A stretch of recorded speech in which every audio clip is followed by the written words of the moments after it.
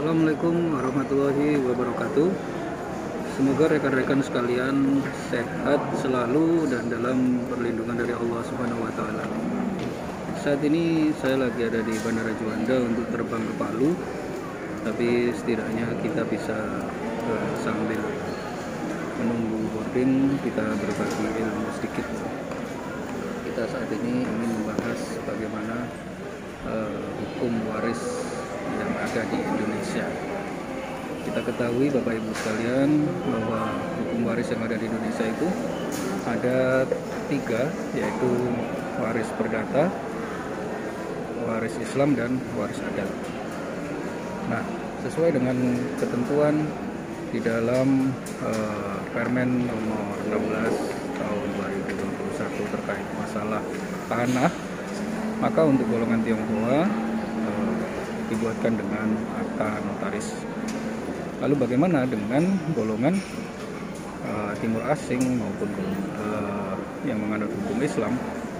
Ya, kita lihat di dalam pasal 13 IS ya, bahwa golongan kependudukan timur asing, yaitu yang beragama Islam, Hindu, ya, maka dia membuat surat keterangan waris di balai harta peninggalan. Ya. Nah, untuk keterangan waris yang bisa dibuat oleh notaris, baik itu terkait masalah benda tetap maupun benda bergerak, sebenarnya bisa dimungkinkan. Karena bagaimanapun juga sesuai dengan ketentuan undang-undang jabatan notaris, ya, dalam kewenangan kita untuk membuat akta pasal 15-nya, bahwa kita mengkonstantir kepentingan para pihak untuk dituangkan di dalam akta otentik sebagai pembuktian yang sempurna.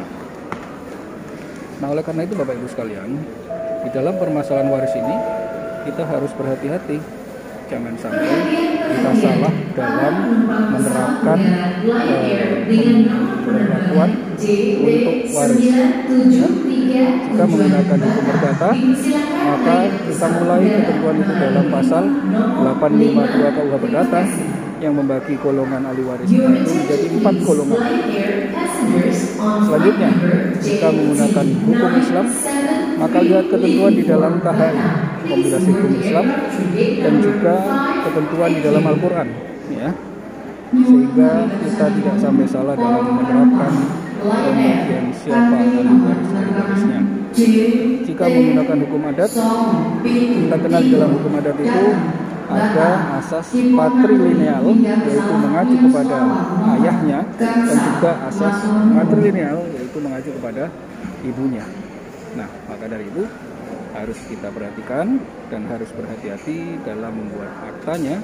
Senantiasa perhatikan undang-undang yang berlaku, ketentuan yang berlaku, sehingga kita berdoa juga meminta perlindungan kepada Allah Subhanahu wa taala agar jabatan kita diberikan keselamatan dan kesuksesan dalam kita menjalankan jabatan, sehingga paripurna kita di dalam melayani masyarakat. Demikian yang bisa saya sampaikan dari Bandara Juanda dalam perjalanan menuju ke Sulawesi Tengah untuk mengisi di acara konferensi IPAT Sulawesi Tengah. Assalamualaikum warahmatullahi wabarakatuh.